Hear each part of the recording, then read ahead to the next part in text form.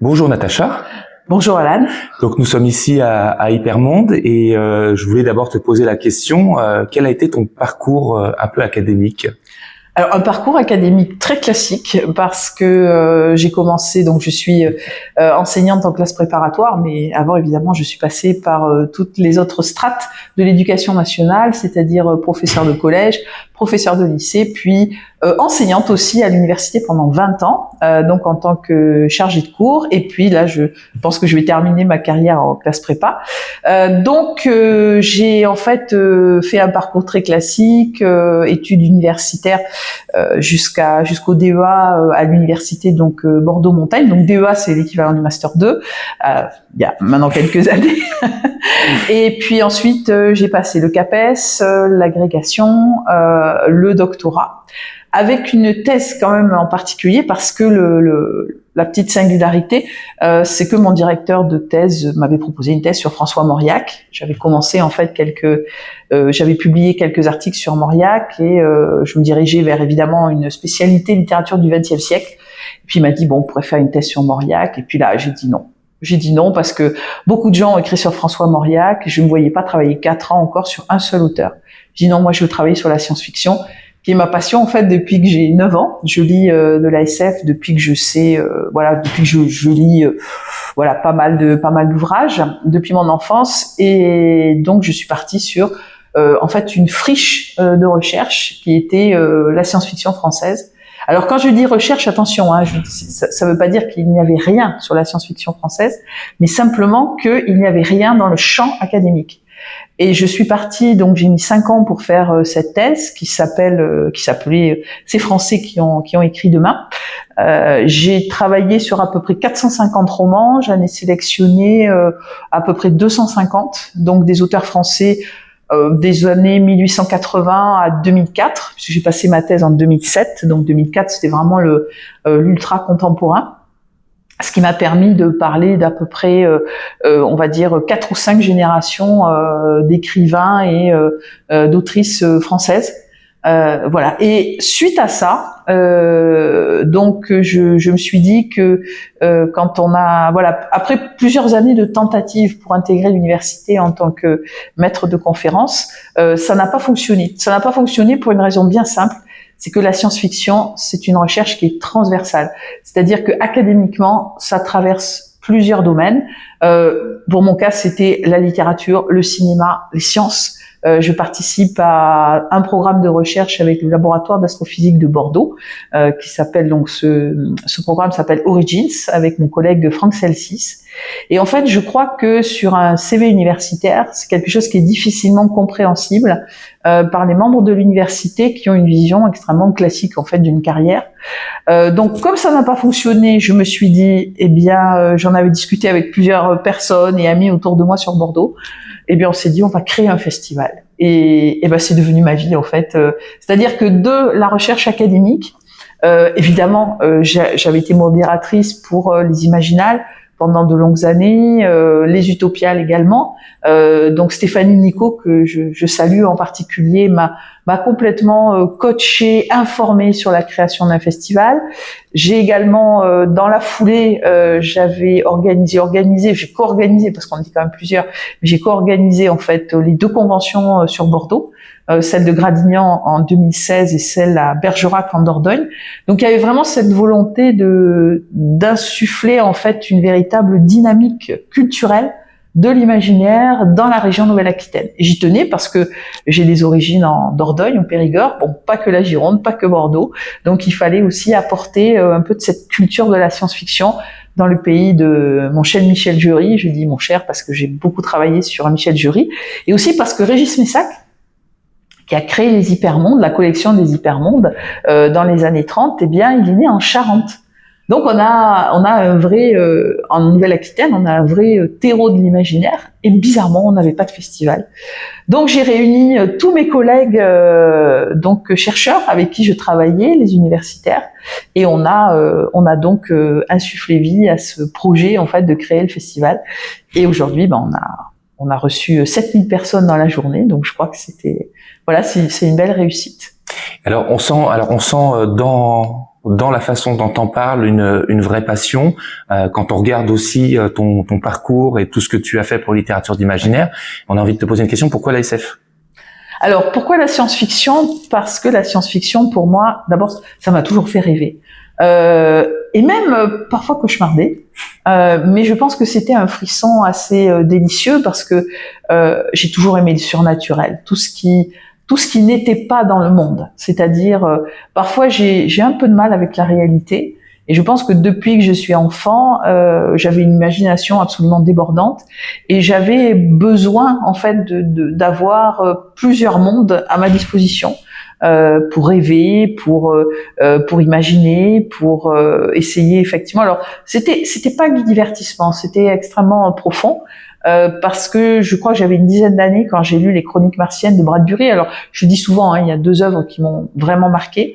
Les Chroniques martiennes de Bradbury, mais c'est une science-fiction qui est quasiment poétique.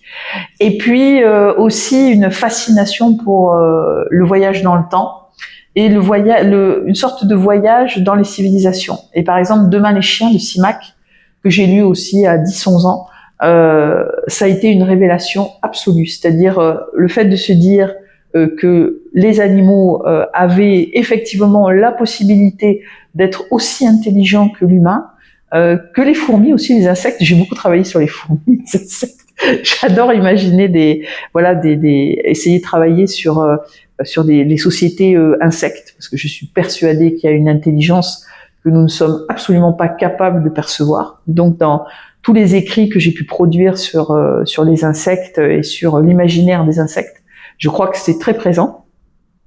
Et donc cette imagination cette perception en fait d'intelligence différente chez les extraterrestres aussi bien sûr, ça m'a totalement c'est quelque chose qui m'a totalement fascinée.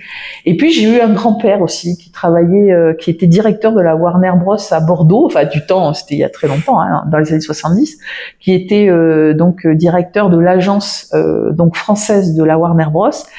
Et en fait, je le dis très simplement, mais on allait au cinéma gratuitement. Donc j'allais au cinéma 2-3 fois par semaine depuis que j'étais toute petite.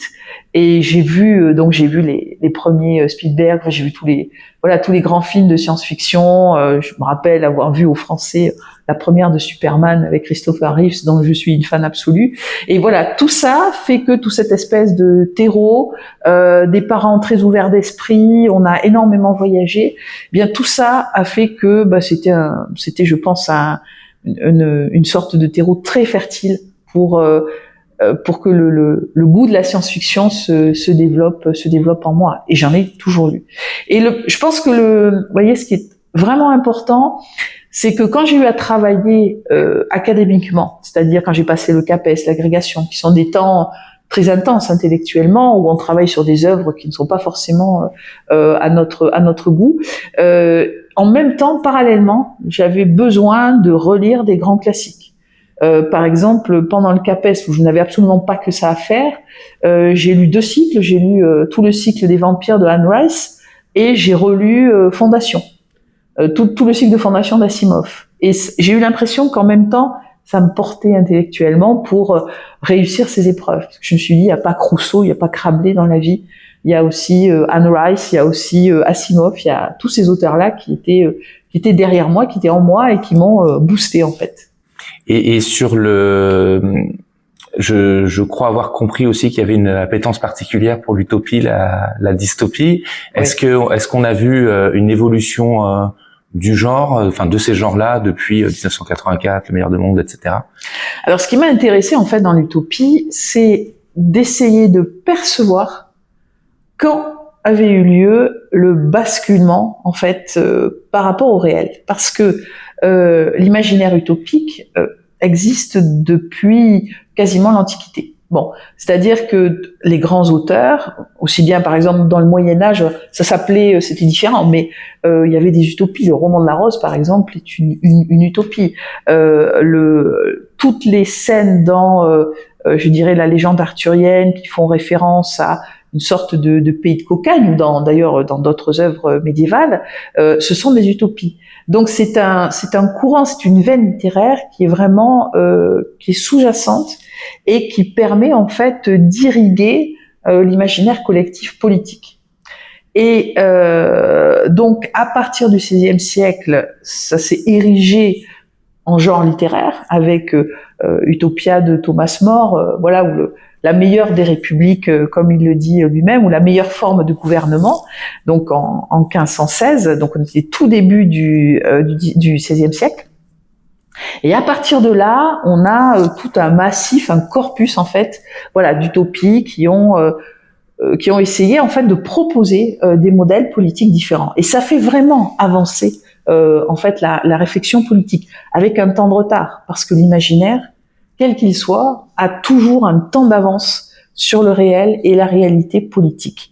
Et justement, pour la dystopie, ce qui est absolument incroyable, c'est que il y a des germes dystopiques dès le 19e siècle, c'est-à-dire à partir du moment où la révolution industrielle se met en place. La dystopie se met aussi en place. C'est-à-dire que ce monde idéal porté par une économie capitaliste industrielle, qui elle aussi, enfin je veux dire le libéralisme économique, a été une utopie donc au départ dans sa création, bien très très vite va tourner aussi au cauchemar dans le réel. Et là on a un basculement qui s'effectue puisque les utopies disparaissent du champ littéraire et apparaissent aussi après au cinéma, mais beaucoup plus tardivement. Mais les dystopies commencent à investir le champ de l'imaginaire, on va dire dans les 20 dernières années du 19e siècle, et vont littéralement exploser dans les 20 premières années du 20e siècle. Et pourquoi elles explosent aussi? C'est parce que l'utopie communiste, entre guillemets, à partir de 1917, enfin avec des germes évidemment à partir de 1905, tout début 19e siècle, mais c'est cette utopie-là devient réalisante, c'est-à-dire qu'elle se réalise dans le réel, et de manière totalement inversée, eh bien la dystopie à ce moment-là, donc 1917, 1920, c'est les premières très très grandes utopies. Je pense à Nous autres, par exemple, de Zamiatin. Eh bien, se crée à partir du moment où le communisme est dans le réel, mais devient cauchemardesque. Et donc l'imaginaire dystopique, à ce moment-là, va prendre le relais. Et donc on a la réversibilité qui se met en place d'un point de vue de la littérature pour exprimer cet imaginaire qui de idéal devient cauchemar en fait. Et aujourd'hui, il y a quand même tout un courant de l'ASF qui dit bon, faut arrêter avec les dystopies. Faudrait apporter un peu d'espoir. Quand on aime ces littératures-là, est-ce que c'est aussi quelque chose qui résonne de dire aujourd'hui on a besoin de futurs chantants?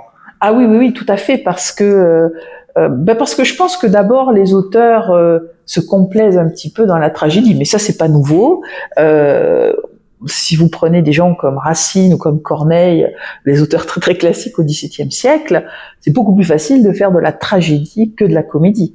Le seul qui est vraiment réussi, qui évidemment traverse les siècles, en partie, c'est Molière, mais la comédie est beaucoup plus difficile. Et je pense que l'utopie est beaucoup plus difficile que la dystopie.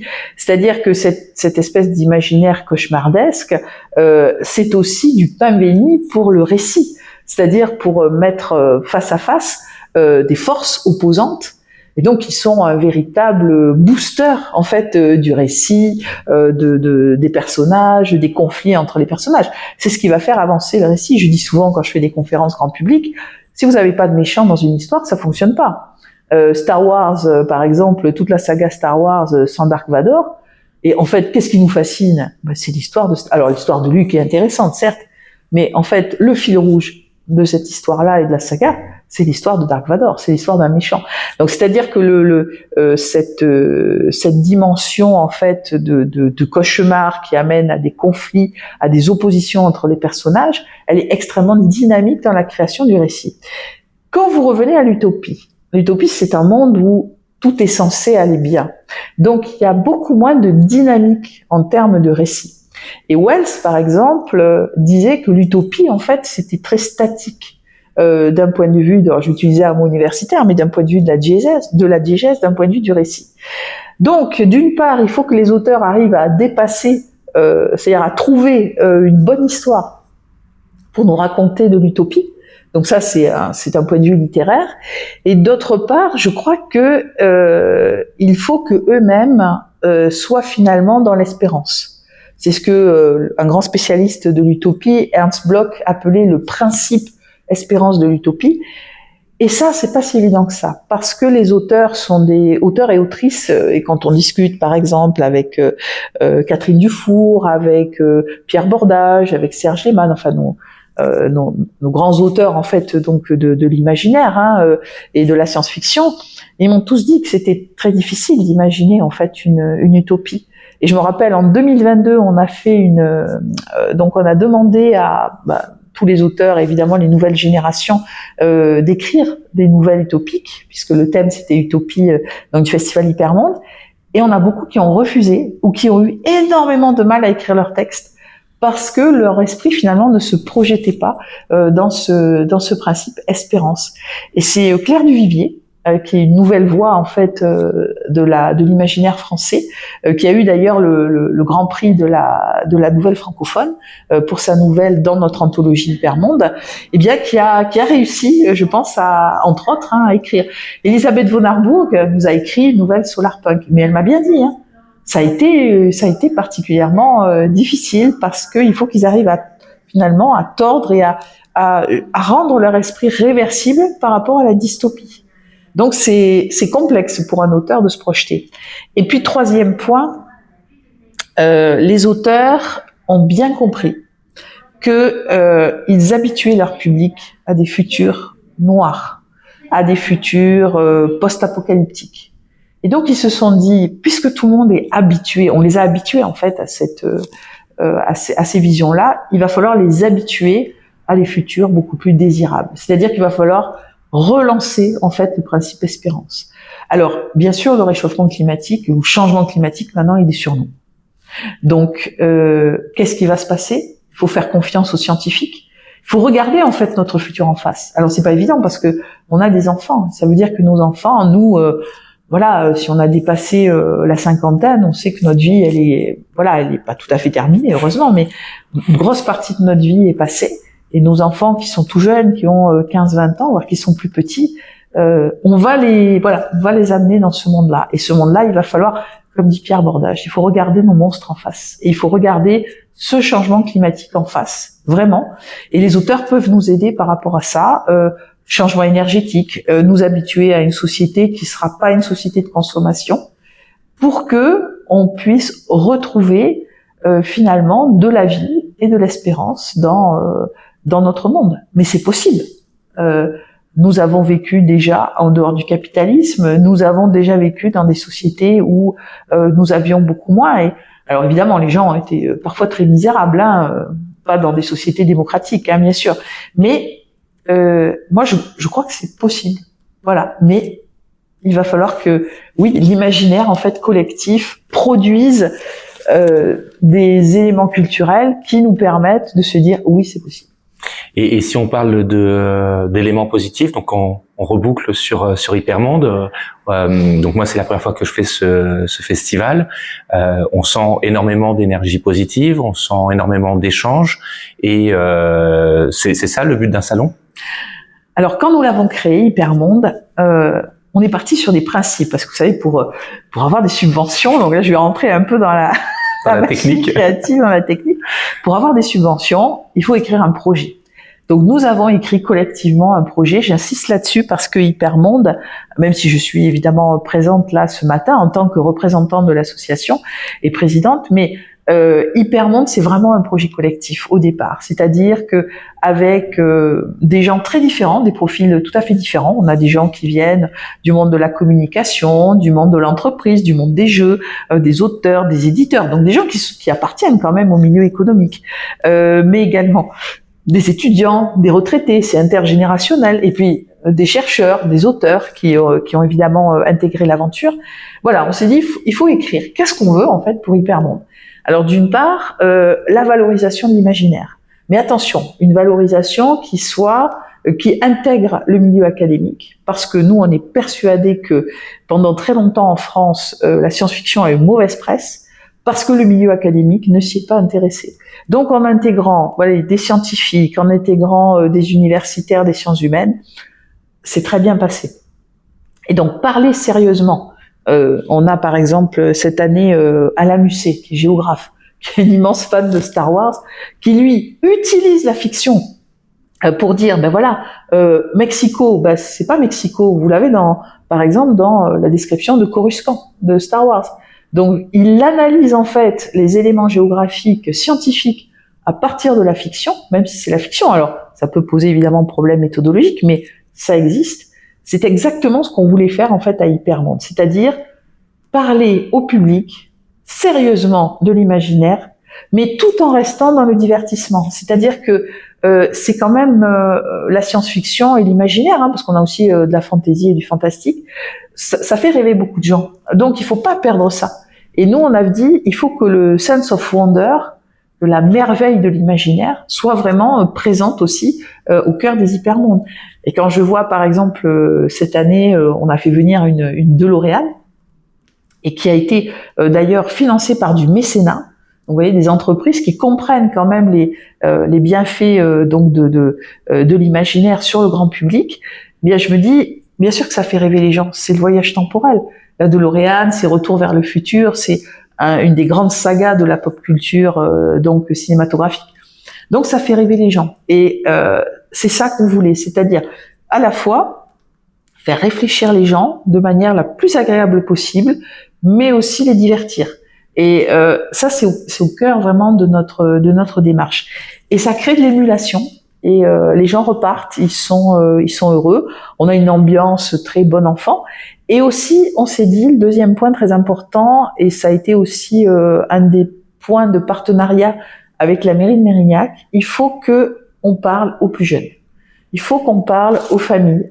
Et il faut aussi qu'on soit dans l'intergénérationnel. Et vous avez vu hier, on a un public qui est complètement intergénérationnel. C'est-à-dire qu'on a des gens, bien sûr, qui adorent la SF et qui ont entre 45 et 55 pour parler de segments. Mais nous avons aussi beaucoup d'enfants, beaucoup de jeunes, beaucoup d'ados, beaucoup de jeunes adultes qui viennent. Et ça, pour nous, c'est une vraie réussite. C'est-à-dire qu'en fait, on parle à l'ensemble de la population. Et des gens qui viennent de plus en plus tous les ans. On a une progression d'à peu près 2000 personnes par an qui viennent sur le festival. Donc, et on essaie de garder quand même une ambiance détendue pour que les gens ne se sentent pas oppressés parce qu'il y a trop de monde, parce que voilà. Donc ça, c'est quelque chose qui va, bien sûr, qui est très important pour nous. Donc, merci beaucoup Natacha pour cet échange. Bravo pour Hypermonde et encore une fois, je passe un très bon moment parmi vous. Merci beaucoup pour cette interview et puis longue vie aux Hypermondes. Longue vie aux Hypermondes.